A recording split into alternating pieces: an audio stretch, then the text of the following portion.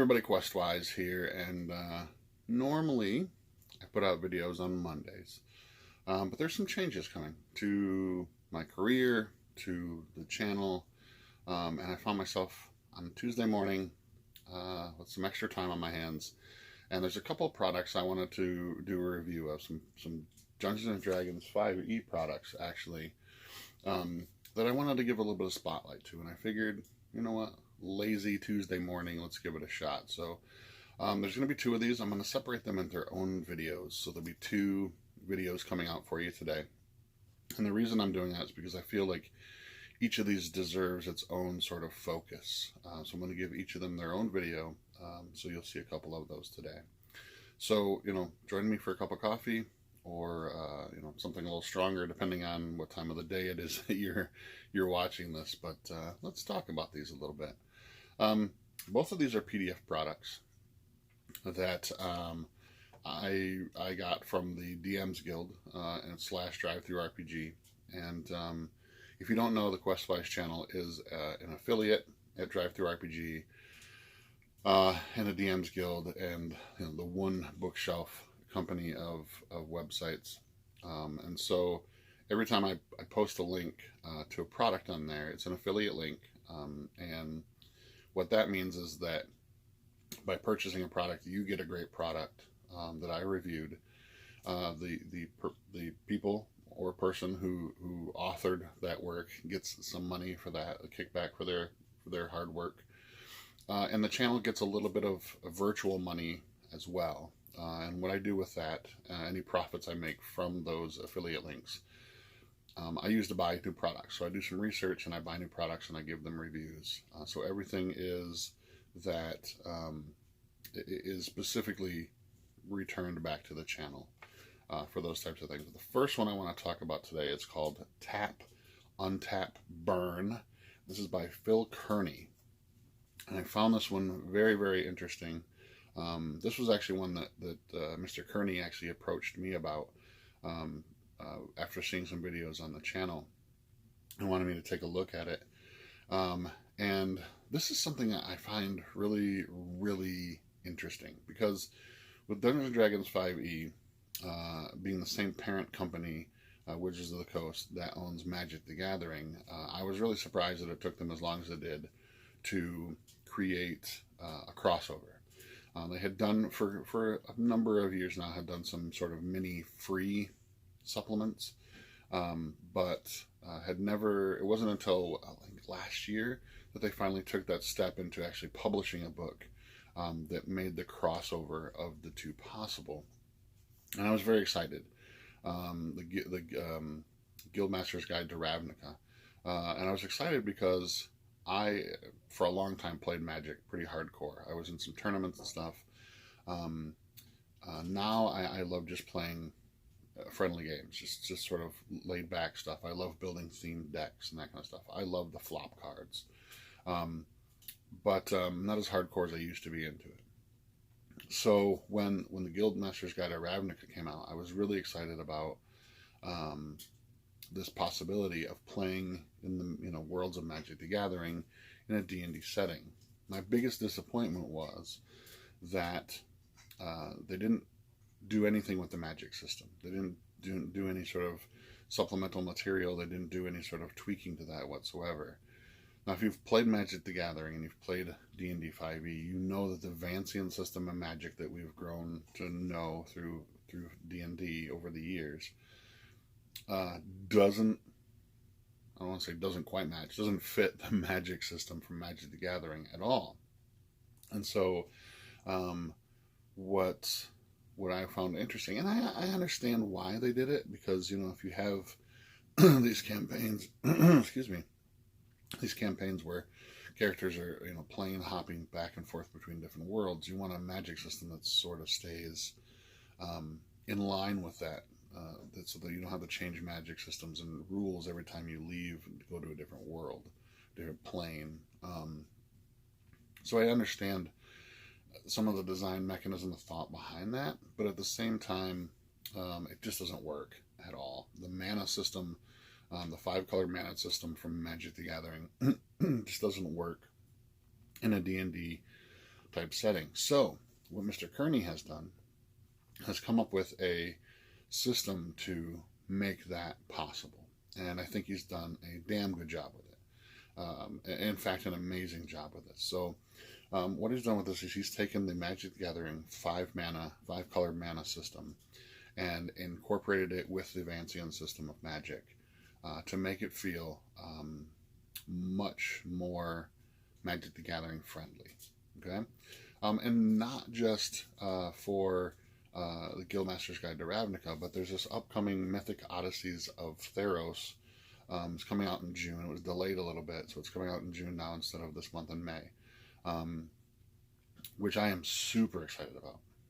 Not only because it's a Magic the Gathering crossover product, but it's based on mythic Greek lore, and I've always found that fascinating. I love Greek mythology, and I'm really excited to see the Magic the Gathering sort of twist on that in a D&D 5e setting, and I'm really excited to play those kinds of things.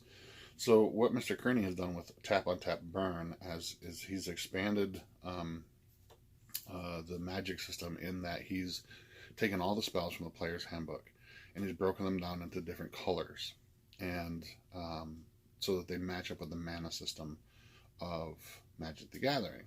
And he's done it in such a way that is very interesting in that you can go very general if you want to do a 5-mana spread, where every time you increase a level, every time you sit down to choose your spell slots, as they used to be, you choose a specific color of mana that is pretty semi-permanent and specific to your Magic user itself. Okay, so if you wanted to be very generalist, every time you would get spell slots, you might choose one of each color mana. Now that's going to limit you. It's going to give you a wider variety of ability to cast spells.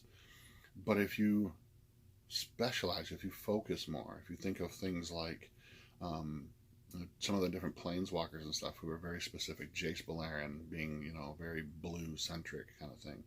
If you decide that you want to just do blue and white mana, it's going to minimize your number of spells that you'll be able to sort of pick from, but it will also very highly specialize the type and amount of spells that you're able to cast. It's very, very kind of tightens the idea.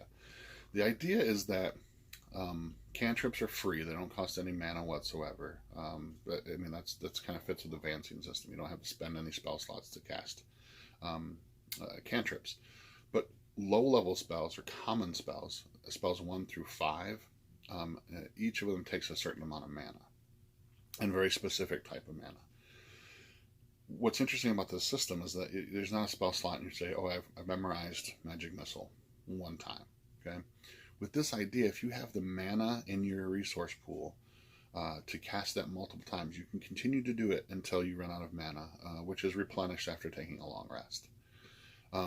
Higher spells are a little bit more specialized. They take a little bit more. You have to sort of choose a specific type of mana. Where lower level spells, you generally use any kind of colored mana that you want. But it becomes a lot more specialized when you get into higher level spells. He's also done something interesting with the Wish spell, and that's something I would have not even really thought about.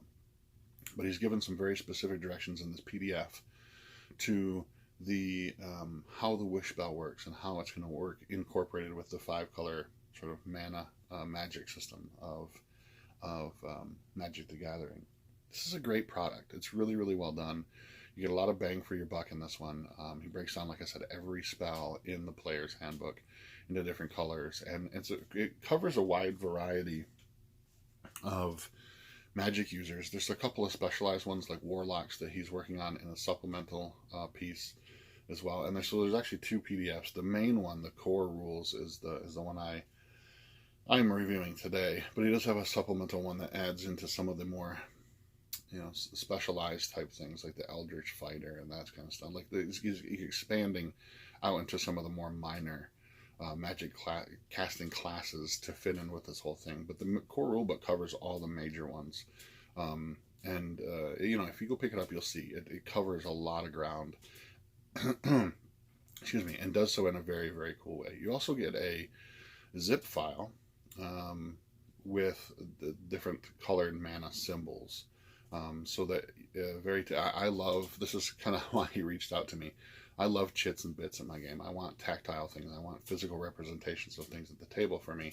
So I love spell cards, and I love all that kind of stuff. I love having tokens for inspiration, those kinds of things. But one of the things that he's done is he's incorporated these little tokens that you can print off in cardboard, or you can glue them to a wooden chit, a wooden disc or something, so that you actually have in front of you. I mean, you can use poker chips and stuff as well too, but he's got the cool mana symbols, so you can have them in front of you, what you have available, and you can use them as you spend them.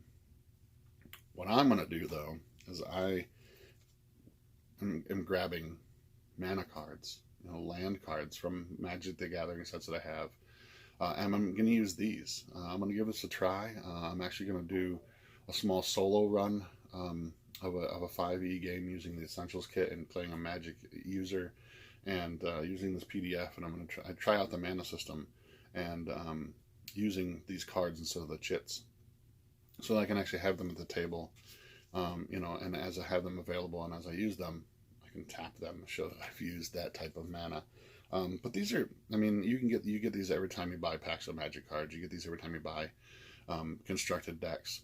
A lot of hobby shops give this stuff away by the handful. The one that's local to me, the Fun Factory, it just has boxes and boxes of mana cards, of land cards, that basically you just say, hey, I need 20 white, and you take them. I mean, these things are so common for the most part. Sometimes there's variant art ones that are a little bit more rare, or foil ones, but for the most part, these are so common that most places just give them away. So it's really easy to get a hold of these, even if you don't play Magic the Gathering, you can pick these up. So go check it out. Tap Untap Burn by Fil Kearney. Very, very cool. I'll put a link down in the description below to find the core rulebook and all the supplements that he has available for those right now. So, but until next time, until the next video, so we're going to talk about another PDF as well today too. Game on, my friends.